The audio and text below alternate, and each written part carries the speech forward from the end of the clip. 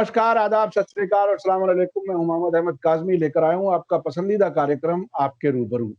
आपको देश में बड़ी घटनाओं के पीछे की खबर पहुंचाने के लिए हम आपको बड़े लोगों के रूबरू कराते हैं और उन लोगों को आपके सामने लाते हैं जो उन इश्यूज को बहुत बारीकी से जानते हैं। अभी लॉकडाउन रिलैक्सेशन के पहले ही मरहले में शराब बेचने के लिए परमिशन दे दी गई, जिसमें सोशल डिस्टेंसिंग सब गर्क हो गई, उस पर कोई कार्रवाई नहीं होती और उसके अलावा कहा जाता है कि ऑनलाइन भेजी जाए, घरों तक भेजी जाए, वगैरह वगैरह। ये एक बहुत ही, दूसरी तरफ वो गरीब मजदूर हैं जो आज भी सड़कों पर चल रहे हैं। अभी 2 दिन पहले दिल्ली से कुछ लोग साइकिल से गए हैं बिहार, और वो कहते हैं कि साहब यहाँ हमारे पास खाने को नहीं है।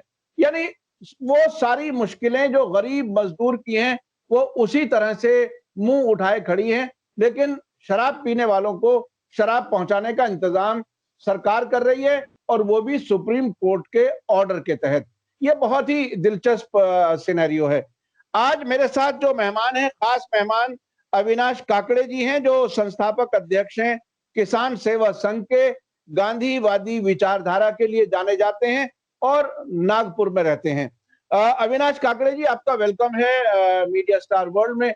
मैंने आपकी फेसबुक पर एक पोस्ट देखी है जिसमें आपने इस फैसले के बारे में काफी कुछ लिखा है।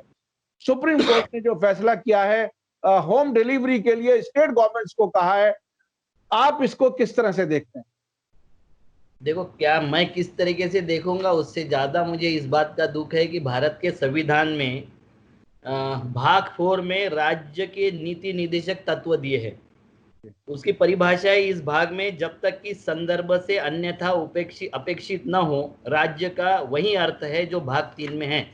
और भाग 3 में क्या अर्थ है कि मूल अधिकार है परिभाषा में, एक भाग में जब तक कि संदर्भ से अन्यथा अपेक्षित न हो, राज्य के अंतर्गत भारत की सरकार और संसद तथा राज्यों में से प्रत्येक राज्य की सरकार और विधानमंडल तथा भारत के राज्य क्षेत्र के भीतर या बाहर की सरकारें भारत सरकार के नियंत्रण अधीन सभी स्थानीय अन्य पदाधिकारी। अब मुझे उसी में आर्टिकल 47 है भाग 4 में, जो हमारे लिए बोलता है कि पोषाहार स्तर और जीवन स्तर को ऊंचा करना तथा लोक स्वास्थ्य में सुधार करने का राज्य का कर्तव्य। राज्य मतलब केंद्र सरकार और राज्य सरकार दोनों आ गई इसमें, क्योंकि ये संविधान की भाषा है। तो इसमें ये बोलते हैं, राज्य अपने लोगों के पोषाहार स्तर और जीवन स्तर को ऊंचा करने और लोक स्वास्थ्य में सुधार को अपने प्राथमिक कर्तव्य में मानेगा और राज्य विशिष्टतया मादक पेयों और स्वास्थ्य के लिए हानिकारक औषधियों के औषधीय प्रयोजनों से भिन्न उपभोग का प्रतिवेद करने का प्रयास करेगा। अब आप मुझे बताओ। यानी उसके इस्तेमाल को रोकने के लिए काम करेगा। जी, मादक पदार्थों का इस्तेमाल रोकने के लिए प्रयास करेगा, वो जाने नहीं देगा। और खाने के लिए प्रायोरिटी देके कोई भी कुपोषित ना हो, कोई भी भूखा ना रहे, ये देखने का फंडामेंटल राइट है हर एक का। सेहत और लोगों की सेहत भी अच्छी रहे। हाँ, लोगों की सेहत भी रहती है, ये फंडामेंटल राइट है। तो हमारे देश में जब एक केस दर्ज होती है 7 अप्रैल को, और 7 अप्रैल को हमारे जज लोग, 3 जज है उसमें, बोबड़े साहब है, संजय किशन कौल जी है और दीपक गुप्ता जी है। ये तीनों जज मिलके बोलते हैं, we cannot take a better policy decision at this stage. मतलब ये भूखे मजदूरों के लिए we cannot take better decision. इसके लिए ये बोलते हैं कि केंद्र सरकार जो करेगा वो ठीक है। वास्तविक में देखा जाए तो संविधान की धारा के अनुसार इसमें इन्होंने कमेटी गठित करना चाहिए था, और ये कमेटी गठित करके देखना चाहिए था कि सच में कुपोषित हो रहे मजदूर, उनके खाने का समस्या हो रही है। क्योंकि आपको प्रेस न्यूज और मीडिया न्यूज पे अवलंबित नहीं रहना चाहिए, तो आपने कमेटियां भेजना चाहिए था, कमेटी बनाना चाहिए था और कमेटी की रिपोर्ट मंगवाना चाहिए था। तो इन्होंने बिल्कुल डिनाई कर दिया कि नहीं, ठीक है, वो केंद्र सरकार जो कर रही है वो ठीक कर रही है। मतलब फंडामेंटल राइट के बारे में आप कोई डिसीजन नहीं ले रहे हो। और जैसा ही एक व्यक्ति जाता है दारूबंदी करने के लिए, तो सरकार बोलती है नहीं नहीं, ये दारूबंदी, दारू की दुकान खुलने से अगर क्राउड होता है और वायलेशन होता है लॉकडाउन का, तो इसकी होम डिलीवरी पे भी चर्चा किया जा सकता है। मतलब मुझे ये लग रहा है कि हमारे देश में दारू ये अत्यावश्यक चीज है, अत्यावश्यक अगर नहीं होती तो इसकी दुकानें नहीं खुलती लॉकडाउन में। जी लॉकडाउन में का अर्थ ये है, लॉकडाउन के जो कानून का अर्थ है कि उस वक्त में अत्यावश्यक चीजों की दुकानें खोली जाए। जी तो जी क्या हम ये समझे कि दारू ये अत्यावश्यक चीज है, और फिर अत्यावश्यक चीज है तो उसकी होम डिलीवरी होनी चाहिए। खाना हमारे लिए अत्यावश्यक चीज नहीं है, पोषण हमारे लिए अत्यावश्यक चीज नहीं है, मगर दारू हमारे लिए अत्यावश्यक चीज है, क्योंकि वो लॉकडाउन में भी खुलेगी और उसकी होम डिलीवरी होगी। अब इसके बारे में क्या बोलना चाहिए। और वही सुप्रीम कोर्ट ये एक डिसीजन आया, आज का डिसीजन है, ये 4G के बारे में ये कहते हैं कि कश्मीर में 4G के बारे में कमेटी सेट कर दिया इन्होंने। मतलब कश्मीर में 4G की जब कंप्लेंट आई तो वहां कमेटी सेट की है। कमेटी सेट करना चाहिए था अनाज के लिए, पोषण के लिए, मजदूरों के लिए, ये सबके लिए कमेटी सेट होनी चाहिए थी। उसके लिए कमेटी नहीं सेट हुई। मगर अभी 4G वहां चालू है कि नहीं है, 4G का क्या चल रहा है, उसके लिए कमेटी सेट करने में तुरंत डिसीजन आ जाता है। ये देश में क्या चल रहा है सर। ये देश जी में जी संविधान में ये आर्टिकल क्वैश हो गया क्या। मुझे तो ऐसा लग रहा है कि संविधान का 47 वाला जो आर्टिकल है उसको क्वैश कर दिया है। जीवनावश्यक वस्तु का वितरण, उसका केयर करना, ये अभी संविधानिक दायित्व नहीं रहा, किसी भी सरकार के संविधान का दायित्व नहीं रहा। वरना पैदल आते हुए 17 मजदूर ट्रैक पे नहीं मारे जाते, क्योंकि रास्ते पे चलने नहीं दे रहे, और ट्रैक पे थक के सो जाते हैं तो उसमें ट्रेन चलती है और 17 मजदूरों को मार देती है। जी कहीं जी एक्सीडेंट होके मजदूर मर जाते हैं, कहीं ट्रैक पे मर जाते हैं, उनके लिए कोई सूद लेने को तैयार नहीं है। हमारे देश में 100 करोड़ रुपए में सारे मजदूर अपने जगह पहुंच जाते थे। लॉकडाउन से पहले अगर 2 दिन ये काम करते तो सब अपने अपने घर में पहुंच जाते थे। इतनी बुरी कंडीशन पूरे समाज की नहीं होती थी, 60 करोड़ लोगों की इतनी बुरी कंडीशन नहीं होती थी। मगर हमारे लिए वह महत्वपूर्ण नहीं है। वो 100 करोड़ रुपए हम नहीं देना चाहते, मगर हम किसी भी बात के लिए 100-200 करोड़ नहीं, हजारों करोड़ रुपए लुटाने के लिए तैयार होते। ये देश किसके लिए चल रहा है, ये शासन किसके लिए निर्णय लेता है, और उसके बाद में भी हम बोलते हैं कि अच्छे दिन आने वाले हैं। किसके अच्छे दिन आने वाले हैं, इसकी सोचने की जरूरत है। यह बहुत ही दिलचस्प है कि एक तरफ इसके लिए कमेटी नहीं बनी, और कश्मीर में 4G वाले इशू का मैं आपको बताऊं कि पिछले दिनों रिपोर्टर्स विदाउट बॉर्डर, एक इंटरनेशनल बॉडी है, उसने कश्मीर में ये संपर्क में कमी की वजह से जो पत्रकारों के लिए परेशानी हुई है खास तौर पर, उसकी वजह से देश को 142वें पायदान पर रखा है 180 देशों में। यानी जो मीडिया की आजादी है उसके बारे में इतना बड़ा सब कुछ इंटरनेशनल लेवल पर बदनामी हो चुकी, उसके बाद भी वो कमेटी बना रहे हैं। अब ऐसी सूरत में काकड़े साहब, क्या आप क्या कहते हैं। अब कुछ लोग मूवमेंट चलाने की बात कह रहे हैं, सड़क पे आए बिना मूवमेंट चलाने की बात कह रहे हैं। पिछले दिनों जिस तरह से दिल्ली में भी जामिया और शाहीन बाग वाले प्रोटेस्टर्स को यूएपीए लगा करके गिरफ्तार किया जा रहा है। इन सारी चीजों को मिलाकर के खासतौर पे जो आपने मजदूरों का इशू बताया, इसमें अब क्या सूरत हो ताकि लोगों को अवेयरनेस हो और इसमें कहीं कोई रुकावट आए, जो सबकॉन्शियस है, जो जमीर है, वो कहीं जाग जाए अदालतों का और हुकूमत का, उसके लिए क्या होना चाहिए। देखो काजमी साहब, ये लड़ाई ना संसद में लड़ी जा रही है ना कोर्ट में लड़ी जा रही है।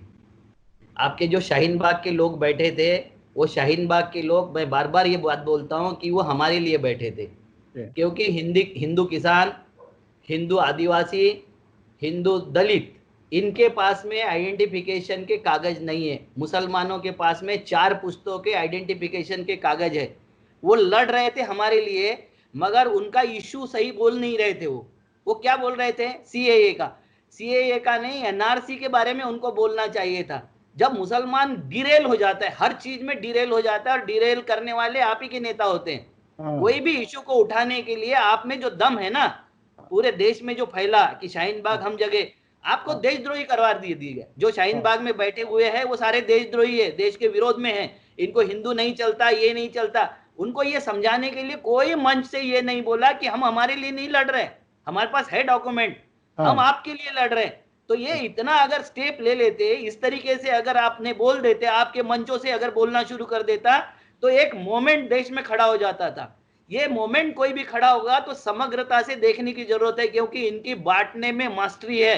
आप समझ रहे हैं? जब वो जो तंजीम था आपका, तबलीगी जमात का जो हो रहा था तंजीम, उसकी मुंबई में परमिशन नहीं दिया था, मगर हमारे आदरणीय गृह मंत्री जी ने उनको बुला के वहां परमिशन दिया दिल्ली में, क्योंकि वो प्लानिंग से करते कुछ भी काम।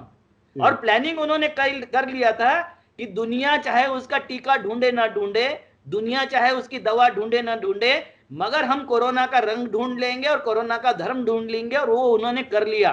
तो आप हर वक्त उनकी क्रिया पर प्रतिक्रिया दोगे या आप कोई एक्शन करोगे, ये सोचने का वक्त है। अगर आपका आंदोलन खड़ा करना है तो हमें एक्शन में आना पड़ेगा, रिएक्शन में नहीं। आज भी सारा भारतीय समाज, संघ कुछ करता है, भारतीय जनता पार्टी कुछ करती है, और उसका हम रिएक्शन देते रहते। अभी भी आप जो बात कर रहे थे कि क्या हमें उन्होंने ऐसा किया इसलिए वो करना चाहिए, क्या हमको रास्ते पर आना चाहिए, भैया पहले एक्शन तो तय करो, रिएक्शन क्यों दे रहे हो? वो तो चाहते हैं कि तुम रिएक्शन दो।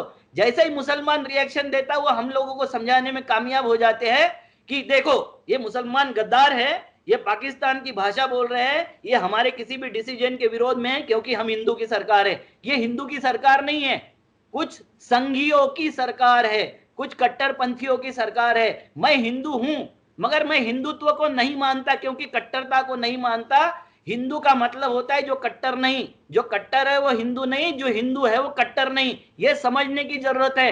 आपके लोग जब अटैक करते तो हिंदू पर अटैक करते, आप हिंदुत्व पे अटैक करिए, हिंदुत्व पर। आप हिंदू पर अटैक मत कीजिए। आप भी, आपके वो बोलते हैं कि आप भी हिंदू थे, बिल्कुल थे, इसीलिए यहाँ दरगाह पूजे जाते हैं, इसीलिए यहाँ कब्र पे चढ़ाया जाता है, फूल चढ़ाने वाले भी यहाँ मुसलमान हैं। यहाँ कई लोग ऐसे मुसलमान हैं जो रिचुअल्स मानते हैं, हिंदुओं के रिचुअल्स, शादियों में, ब्याहों में, सब इसमें रिचुअल्स मानने वाले लोग भी यहाँ हैं। तो उनको समझने की जरूरत है। आपकी गंगा जमनी तहजीब वो बोलती है कि हमारा आपका मेल क्या था, हमारी आपकी रिश्तेदारी क्या थी, हमारे आपके संबंध क्या थे, ये बोलती है। ये तोड़ दिया आप लोगों ने, और ये तोड़ने का जो काम आप लोगों ने किया, उसके वजह से इन संघियों को बल मिला। और आपका मतलब है आपके मुसंगी। मैं बार बार बोलता हूं कि कॉमन मुस्लिम ये नहीं चाहता है, आपके मुसंगी जो उनके सुपारी पर काम करते हैं, ये सुपारी बहादुर जो आपके बीच में है, उन सुपारी बहादुरों को पहचानिए और उनको लताड़िए। अगर नहीं लताड़ोगे, जैसे हम संघियों को लताड़ते हैं, आप भी उनको, मुसंगियों को लताड़िए। नहीं लताड़ोगे तो ये देश में विभाजन करने में कामयाब हो जाएंगे। आज ही एक रिपोर्ट बता रही थी कि कोरोना के बाद में मोदी का ग्राफ बढ़ा है। कैसे बढ़ा मोदी का ग्राफ? क्योंकि उन्होंने कोरोना का धर्म ढूंढ लिया और ये पोलराइज कर रहे हैं देश को। ये देश को अगर बचाना है तो आप जैसे लोगों को आगे आना पड़ेगा। अच्छा, आपने एक्शन और रिएक्शन की बात कही। एक्शन अगर हो तो क्या हो, किस तरह से हो? मतलब मैं अब इसको और थोड़ा सा वाइडर पर्सपेक्टिव में समझना चाहूंगा। कैसे हो, क्या हो? ये आमतौर पे ये मुसंगी वाला मसला तो आपने बताया, ये वाकई बहुत बड़ा सीरियस मसला है। हम भी उसे बहुत अच्छी तरह से फेस कर रहे हैं, कई लोगों को एक्सपोज भी किया है हमने, लेकिन फिर भी वो हुकूमत और उनका मीडिया उन्हीं को हमारा लीडर बना करके पेश करता है, और आम आदमी फिर उसी जाल में फंसता है। इसके लिए आप और हम, यानी जो पिछड़ा वर्ग है, जो हिंदुओं के दूसरे सेक्शंस हैं, जो वाकई हिंदू हैं, कट्टर नहीं है, और मुसलमान और सेकुलर फोर्सेस, ये क्या एक्शन प्लान बना सकती हैं? एक्शन के लिए पहले सोचना पड़ता है। हाँ, एक्शन के लिए प्रोग्राम बनाना पड़ता है। देखो, दुनिया का सबसे बड़ा आतंकवादी घटना ट्विन टावर गिराने की बोलते हैं ना, तो ट्विन टावर में जो पायलट गए थे, वो पायलट कोई बंदूक ने उसके सर पे बंदूक रख के नहीं भेजे गए थे, ना उसके परिवार को किडनैप करके भेजे गए थे। उसका प्रबोधन किया था, उन लोगों को समझाया गया था। ये प्रबोधित लोग अगर आपके बीच में हो जाए, हमारे बीच में हो जाए, तो हम इसका जवाब दे सकते हैं। अभी हमारे सबके दिमाग में गोबर भरा हुआ है, किसी के दिमाग में विरोध का गोबर भरा है, किसी के दिमाग में समर्थन का गोबर भरा हुआ है। दोनों के दिमाग का गोबर निकालना पड़ेगा। इसलिए प्रबोधन करना, प्रशिक्षण करना अत्यंत जरूरी है, हर आर्टिकल के बारे में कि हमारे राइट्स कौन से हैं, हम क्या कर सकते हैं और किस तरीके से कर सकते हैं। इसके लिए अगर 2-5 हजार लोग तैयार हो जाए, तो इनको तो झूठ बोलना है, इनको 5 लाख लोग लगेंगे, हमारे लिए 500 लोग इनफ हो जाएंगे। 500 लोग अगर इस जिगरे से और इस विल से आएंगे कि हमको सच बोलना है, जो हमारे इसमें लिखा हुआ है, जो हमारी बात है, और इसमें किसी रिलीजन की बात नहीं होगी, संवैधानिक राइट की बात होगी, संविधान के हमारे जो अधिकार हमको दिए हुए उसकी बात होगी, जो जागतिक चार्टर है उसकी बात होगी, ह्यूमन चार्टर जो वर्ल्ड ने एक्सेप्ट किया है उसकी बात होगी, और वो चार्टर के साथ हमको आगे बढ़ना पड़ेगा, तब भी वर्ल्ड हमारे तरफ सीरियसली देखेगा। हमें एक्शन करनी पड़ेगी, हम रिएक्शन ना करें। बिल्कुल ध्यान में रखिए कि जब भी कोई समाज रिएक्शन में चले जाता है वो गर्त में चले जाता है। मुस्लिम समाज जब प्रिंटिंग के लिए तुर्क में मनाही की गई तो 400 साल पीछे हो गया, जो बहुत उन्नत समाज था, एक फतवे से उसको 400 साल पीछे धकेल दिया, क्योंकि वो प्रतिक्रिया थी, किसी गलत व्याख्या की प्रतिक्रिया थी। प्रतिक्रिया से कोई भी समाज, कितना भी उन्नत समाज, गर्त में चले जा सकता है, और एक्शन से कोई भी समाज, उसको 2 शब्दों में समझाना है तो क्रांति के लिए लड़ना है या उत्क्रांति के लिए लड़ना है। हमें उत्क्रांति के लिए लड़ना पड़ेगा, हमें क्रांति के लिए नहीं। क्रांति से नेता पैदा हो जाएंगे, सत्तांतरण हो जाएगा, हमारी बेहतरी नहीं होगी। उत्क्रांति से प्रोसेस होता है, प्रोग्रेस होता है, और वो समाज बढ़ता है, उसकी सभ्यता बढ़ती है और सभ्यता स्थापित होती है। तो हमें इसको समझने की जरूरत है। ये आपने बहुत ही दिलचस्प और अच्छा एक रास्ता दिखाया। मैं समझता हूं कि हमारे दर्शक इसे जरूर सुनेंगे। और अब से पहले आपने मुस्लिम संघी यानी संघ के इशारे पर काम करने वाले मुस्लिम लीडर्स, मुसंघी, ये आपने बताया था, और कट्टरपंथी भी, और कट्टरपंथी जो जो हमेशा नफरत की बातें करते हैं, वो बहरहाल एक पूरे समाज के लिए, देश के लिए नासूर हैं। इसमें और आगे बढ़कर के अगर इसको वाइडर सर्कल में लिया जाए, क्योंकि जाहिर है किसी भी एक्शन के लिए ये तो बिल्कुल जरूरी नहीं है, ना इसकी कोई मंजिल है कोई मुल्क के खिलाफ कोई एक्शन लेना है, मुल्क की तरक्की के लिए ले लेना है, और सभी समाजों को इकट्ठा एक साथ लाने के लिए लेना है। इसमें और दूसरे समाज के लोग भी क्या क्या कर सकते हैं, मुस्लिम्स क्या क्या कर सकते हैं, थोड़ा सा और एक्सप्लेन कीजिए। मैं समझता हूं ये बहुत ही दिलचस्प है। देखो, सबसे पहले तो विकास की व्याख्या तय करना पड़ेगा, हमको डेवलपमेंट की व्याख्या तय करना पड़ेगा। बड़े बड़े पुल बनाना, बड़े बड़े एयरपोर्ट बना देना, बड़े बड़े नेशनल हाईवे बना देना, ये इंफ्रास्ट्रक्चर का विस्तार है, ये विकास नहीं है। विकास की व्याख्या अगर किसी ने दी होगी तो वो गांधी ने सटीक व्याख्या दी। अभी इस वक्त में अभिजीत बैनर्जी और राहुल जी की बातचीत में भी वही बात आया कि विकास का मतलब है कि अंतिम आदमी की क्रय शक्ति बढ़ जाए। आर्थिक मंदी अमेरिका की जब हटी थी तो अंतिम आदमी की क्रय शक्ति बढ़ाया था। अंतिम आदमी के जब तक पैसा नहीं जाएगा तब तक इस देश का विकास संभव नहीं है। विकास उसे ही कहोगे कि जो भी आप पैदा कर रहे हो उसकी खरीदने की क्षमता तैयार हो जाए। आपके और मेरे पास में अगर 2 लाख रुपए आ गए तो आप कपड़े के मार्केट में नहीं जाओगे दौड़ के, ना चप्पल जूते के मार्केट में जाओगे, मगर वो लेबर के पास में अगर 10,000 रुपए आ गए तो तुरंत मार्केट की चेन दौड़ा देगा। तो पैसे उनके पास में आने चाहिए जो खरीदी के लिए इच्छुक है, जिसके पास में कुछ नहीं है उनको पैसा उनके हाथ में दीजिए, ये बात होनी चाहिए। दूसरी बात होनी चाहिए कि सत्ता का विकेंद्रीकरण होना चाहिए। वैसे अगर हमको संगठन बनाना है तो संगठन का विकेंद्रीकरण होना चाहिए।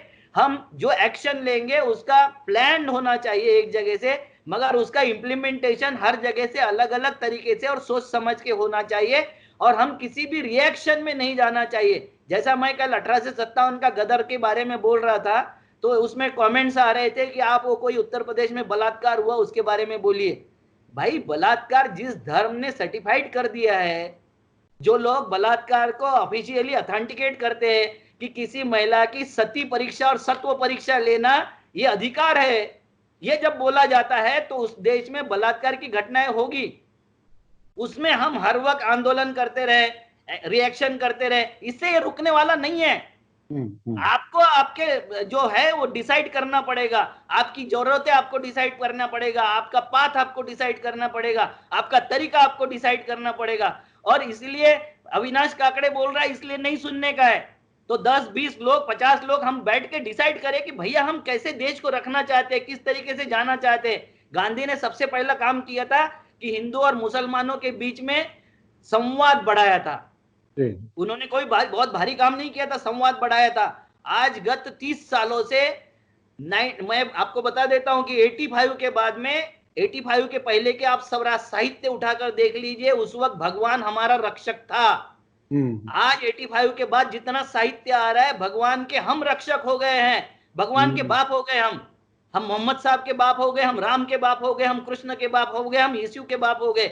वो हमको बचाने के लिए नहीं है, अब हम उनको बचाएंगे। ये जो आपको सुपारी दिया है, ये संगी मुसंगी, दूसरे नहीं है कोई। ये जो धर्म को खतरे में बताया जाता है, धर्म को खतरे में बताया जाता है, इसका मतलब यही होता है। धर्म है यूनिवर्सल ट्रुथ, वो कभी खतरे में आ नहीं सकता। उसकी जो कमाई खा रहे हैं वो खतरे में आते हैं, उसको जो कैश कर रहे हैं, जिसके लिए धर्म ये धंधा है, वो खतरे में आते हैं। वो मौलवी का भी धंधा है और पंडितों का भी धंधा है, वो खतरे में आते हैं, वो चिल्लाते हैं कि अभी धर्म खतरे में आ गया। धर्म खतरे में आ ही नहीं सकता, क्योंकि धर्म किसी भी यूनिवर्सल ट्रूथ पे बैठा हुआ है, और यूनिवर्सल ट्रूथ कभी खतरे में नहीं आएगी। और जिस दिन आ जाएगी, हम नहीं बचेंगे चर्चा करने के लिए, कोई नहीं बचेगा इस धरातल पर। यूनिवर्सल ट्रूथ कभी खतरे में नहीं आती। और यूनिवर्सल ट्रूथ ऐसा है कि शेर शिकार करके ही खाता है, वो नहीं बोलता है कि आज मांस से मैं बोर हो गया तो घास खाऊंगा, और गाय कभी ये नहीं बोलती कि घास से बोर हो गई तो आज मांस चाहिए। यूनिवर्सल ट्रूथ ये है।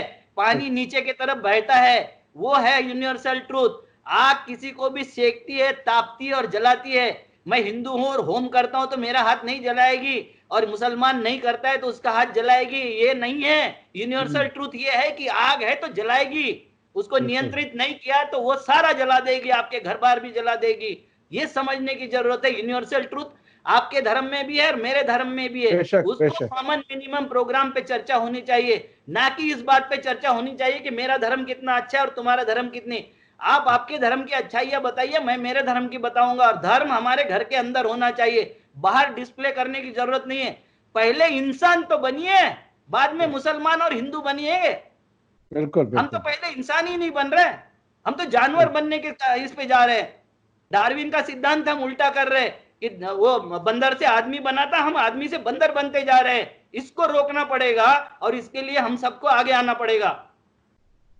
बहुत बहुत शुक्रिया अविनाश काकड़े जी, आपने सुप्रीम कोर्ट के उस फैसले के बारे में बताया जहां होम डिलीवरी से शराब पहुंचाने की बात है। ऐसी हालत में जबकि मजदूर सड़क पे धक्के खा रहा है, वो घर तक नहीं पहुंच पा रहा है किसी तरह से, और खाने को नहीं मिल रहा है। और ये जो पूरा जो एक एक एक, एक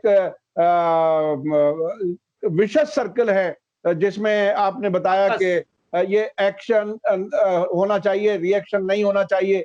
और ये मुसंगी नेता जो हमारे यहाँ मुसलमानों में संघी नजरिए को आगे बढ़ाने वाले और उनको काउंटर पेश करने वाले लोग हैं, उनसे भी होशियार रहने की जरूरत है। और एक्शन प्लान मिलकर के बनाएं, सभी धर्म एक दूसरे के साथ बातचीत करें, अच्छी बातें सब सुने एक दूसरे की, म्यूचुअल रेस्पेक्ट हो और उसके साथ साथ देश आगे बढ़े। काकड़े जी, आपका बहुत बहुत शुक्रिया, आपने मीडिया स्टार वर्ल्ड के लिए समय निकाला। इसी के साथ मुझे दीजिए इजाजत। धन्यवाद, शुक्रिया। जय भारत, जय हिंद। मीडिया स्टार वर्ल्ड के और वीडियो देखने के लिए हमारे चैनल को सब्सक्राइब करें और सीधे नोटिफिकेशन पाने के लिए बेल आइकन दबाएं। और अगर हमारी खबर सच्ची और अच्छी लगे तो अपने व्हाट्सएप, इंस्टाग्राम, फेसबुक और ट्विटर अकाउंट पर जरूर शेयर करें।